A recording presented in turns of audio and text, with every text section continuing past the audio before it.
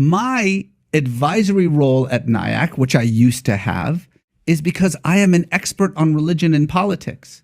So I advise the Plowshares Fund. I advise NIAC. I advise the fucking State Department. I advise actual Congress people who are making these decisions about what to do with Iran. I'm an expert in Iran, so I advise those groups. I have no loyalty or membership to NIAC. I'm not here to speak for NIAC. To be fair, you don't advise the other side, though. You're strictly advising the progressive side. You're not advising 100%, which they support the nuclear deal, which you support as well. 100% support the nuclear deal. So you support negotiating with a nation that says "Marg bar America," death upon America. You're comfortable negotiating with a country that hates us. Reza Aslan sat down with Patrick Bet-David, and let's just say things got tense fast. The topic? Iran, diplomacy, and whether negotiating with a hostile regime is genius or delusional. Spoiler, Patrick's not a fan. But the conversation couldn't be more relevant. Let's roll the clips and break it all down together. I'm sorry, who do we negotiate? We only negotiate with countries that love us? Is that how negotiations work? Have you heard of the phrase diplomacy? But diplomacy, there is no negotiation with a country that actually agrees with you. We negotiate with countries that disagree with us. I totally get that. But for the most part, the countries we negotiate with that disagree with us, they don't say death upon Americans. Iran says death upon Americans, the top of the Iran. This is not even the people in the streets. Who gives a fuck? So what? So give $150 billion? That's a valid concern. That's a valid question. First of all, it's their money that we are releasing in exchange for removing nuclear weapons from Iran. How do you suggest we remove nuclear weapons from Iran, Patrick? Okay, I have ideas for you. I can give it to you. Not to remove nuclear weapons. First of all, do you believe, no matter whether we give them the money or not, they're not going to continue working on nuclear weapons? They literally didn't. Hold on. Nope. We're not going to move past this until we establish the facts.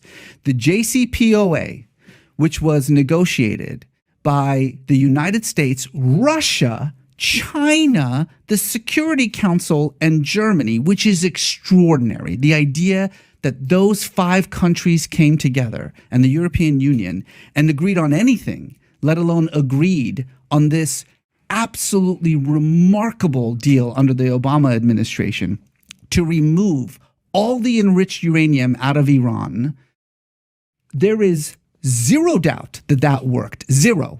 The IAEA came out in no uncertain terms and said, within 12 months of that deal being put in place, Iran no longer had the enriched uranium to create a nuclear bomb.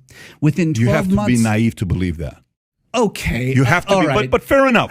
Let's buy into the naivete and move forward. Okay, let's just say you're right. Let's say you're right. Let's not believe the people on the ground who are actually monitoring the nuclear plants. To believe somebody that believes in the values that they do, yes, I don't believe that. Patrick Bet-David really thinks he knows more than the nuclear watchdogs, U.S. diplomats, and people like Reza Aslan, who, by the way, literally helped advise Congress on Iran. But here's where it gets wild. Reza tries to explain that diplomacy doesn't mean you only talk to countries that send you flowers. You negotiate with enemies. That's the whole point. But Patrick, he can't handle that. Meanwhile, Donald Trump, Mr. Tough Guy, was out here beefing with Canada. Yeah, Canada. While Iran, the so-called big threat, hasn't invaded us, hasn't attacked us, but somehow the MAGA crowd still wants to play Call of Duty in the desert. And why? Because Trump's obsession wasn't policy. It was erasing Obama's legacy. If Obama solved it, Trump had to smash it, even if that meant tearing up a deal that actually kept nuclear weapons out of Iran's hands. You would have chosen to come to... I think you've got a nostalgia for the days of the Shah. I don't have a nostalgia. Me a lot of like Make America Great Again. But this to me takes you back to why NIAC gets the criticism that it does. Because for you, you're saying give $150 billion to those guys, to Iran. It's their money. It's their money anyways. But you're saying it's their money anyways. No, you're putting words in my mouth. Begu. We have 2 options with Iran's nuclear program. 2 options and nothing else. 2 options, period. We have a third option. What's the third option? I'll give you the third option. Option 1, we blow the shit out of it. Okay. Option 2, we use negotiation and diplomacy. What's your third option? Very simple. It's very simple what you do with option 3. Option 3 is the same exact thing that happened in different nations. Iran is going through a potential revolution today. Hold on. I want to make it clear. Please. I am talking about 2012. I am not talking about 2022. I have never said we should renegotiate the nuclear program now. You're asking me, did I support the JCPOA versus today? Today, there's no country to negotiate. Let me tell you. But let me make sure I'm glad you before clarified Twitter that. loses its fucking mind. I'm glad you clarified that. I am not saying Fair. that You're we going back should 10 be years. negotiating Fair. now. So then, was it right in 2012? 100%. Let me make my point. Let me make my point on what I'm thinking, and I want to hear your rebuttal on this and your argument on this. For me, it's the following. Have you heard of John Perkins, the economic hitman guy, the author? He's a hardcore progressive. Very, very interesting guy. I had him on 2 times. I really like talking to that guy. And it's very interesting, his arguments, what they did, to cause nations to go down. Do you think the current model and the government today in Iran is good for its people and good for the world? Fuck no. Okay, fair. We're on the same page. So is it fair to say that if we can figure out a way to help the Iranian people, not the government, the Iranian people to cause a fall in Iran, that's probably a good, noble thing for us to do. That has been my goal for 20 years. Fantastic. Then if doing that, your mission of wanting to do that, which NIAC's mission is for the people, policy to help with the people, that doesn't align with the rulers and the president and the people that run Iran. You guys don't share a common value. You disagree. You're wrong. You're absolutely wrong. So you're telling me the foreign minister Javad Zarif, like you're saying his ideal situation is to bring democracy to Iran? No. What you're saying is, can we pursue policies in the United States to help the people of Iran? And have we been? My answer is we have not been. We have not. 40 years of blanket sanctions has not helped the people of Iran. It has only entrenched the government further. And there's reams of academic data that indicates that. The question is, does for instance, nuclear deal, the JCPOA in 2012, would that have helped the government or the people? And there is very good, real, meaningful arguments to be made that it would only help the government. I disagree, because there are much better arguments that it would only help people. Why? Goes back to your God, capitalism, the free market. The Iranian people live in an oppressive, murderous, theocratic regime. And as a part of American policy, we have decided that we're going to blanket sanction everyone in the hopes that eventually they'll rise up and take down their government. No. 4 decades. 4 decades we've been doing that. This is the part that right-wingers like Patrick Bet-David never quite understand. Sanctions don't topple dictators. They punish civilians. For over 40 years, we've kept slapping sanctions on Iran thinking that people will magically rise up and overthrow their government. But that's not what happens. What actually happens? The elite, the ruling class, the same regime we claim to oppose, they stay comfortable. They get richer. While the people, regular, working class Iranians, get crushed under economic pressure. Food prices skyrocket. Medicine becomes scarce. And who do they blame? Not their own government. No. The regime turns around and says, look what America's doing to you. Look how they're starving your children. And guess what? That propaganda works. The more we squeeze, the more the regime tightens its grip. Reza Aslan makes it painfully clear. If you actually want to help the people of Iran, or any oppressed country for that matter, you have to show them a better alternative. You appeal to them through capitalism. You lift sanctions, open markets, and let the people get a taste of freedom. Let them wear Levi's. Let them dream about iPhones. Let them chase prosperity. Because once they've seen that world, once they've lived a little bit of that freedom, they won't want to go back. That's when change becomes possible. But no, right-wing hawks like Patrick want to do the same thing over and over. Blanket sanctions, economic warfare, regime change by remote control. It's a fantasy. It doesn't work. We've tried it in Iran. We've tried it in Iraq. We've tried it in Latin America. The pattern is always the same. The people suffer, the regime blames America, and authoritarian power grows stronger. And yet, somehow, we keep thinking this time will be different. Spoiler alert, it won't. But Patrick Bet-David and the rest of the war-hungry right don't want a real solution. They want a villain. They want someone to bomb, someone to blame, someone to fear. And as long as that mindset dominates the conversation, we'll never actually help the people we claim to care about. Because sanctions don't bring freedom, they bring desperation. And desperation doesn't spark revolution, it sparks survival.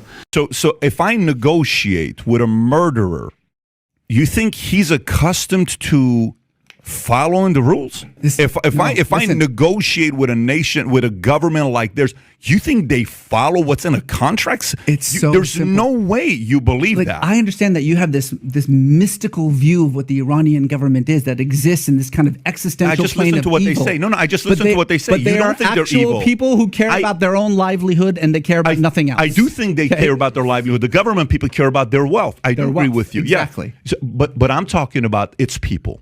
That's what I'm talking about. And what I'm saying is, right now, we have nothing but the stick. We have no carrot at all in Iran. There's nothing that you're giving carrot to the wrong guy. You're giving carrot to the guy that's got plenty of carrots. He's been overdosing on carrot. We're giving carrot to the economy. No, you're not giving a carrot to the economy. Here's how interdependent trade relationships work. I'm a Syrian and Armenian. Let me tell you what both sides will say. You ready? Here's a criticism. Both sides will say. And I want to wrap it up. We'll go off.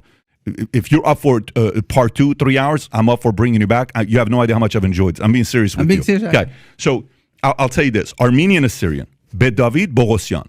Bet David, Assyrian, Bogosian, Armeni. Okay? You know, every time when people say, hey, let me tell you what's going on. Send money to this charity. Send money to go help the Assyrians. How come you're not giving money here? And I'll send money. You know what both sides of my family will say? Never send money. You know why? Because it goes to the wrong people. Because it never goes to its people. Yes. You said it. You know this reputation. So if you and I are giving money, 150 billion to the government, we have to be naive to believe it's going to end up to its people. That's what I'm saying. It's not going to end up to its people, and that's we're strengthening JCPOA, it's something different. Okay, anyway. But hold on.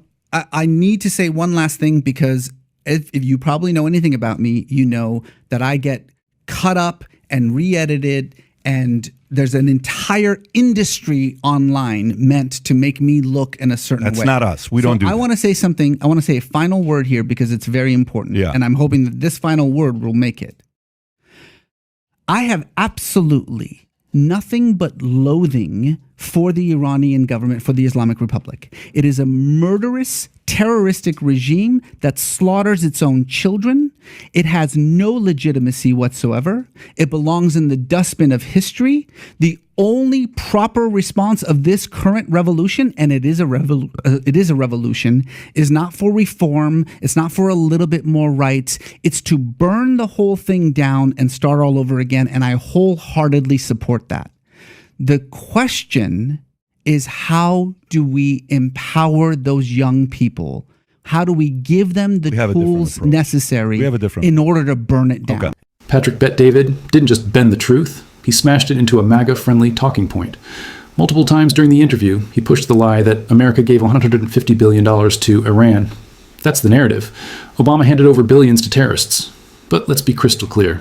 That's not what happened. That $150 billion, it was Iran's own money. Assets that had been frozen by the U.S. and other nations due to sanctions. When Iran agreed to the nuclear deal, the JCPOA, those assets were unfrozen and returned. It wasn't American taxpayer money. It wasn't foreign aid. It was money Iran already owned. But that's not a sexy soundbite for the right-wing war machine, is it? So instead, Patrick serves up the propaganda version. We paid off terrorists.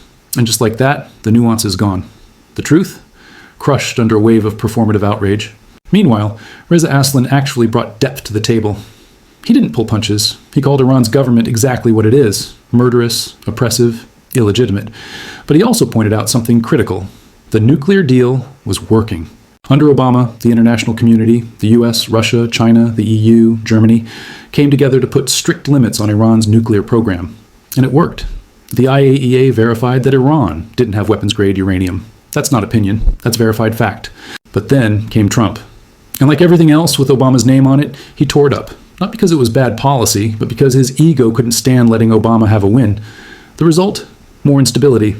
Iran ramps back up enrichment. And suddenly, the war hawks start screaming again. And that's the part Reza Aslan is trying to cut through. What threat is Iran really to the United States? They're not invading us. They don't have long-range nukes. The real threat is to American troops overseas, troops we arguably shouldn't even have stationed in half of these places to begin with. But none of that matters to the Patrick Bet-David crowd. To them, diplomacy equals weakness. Sanctions equal strength.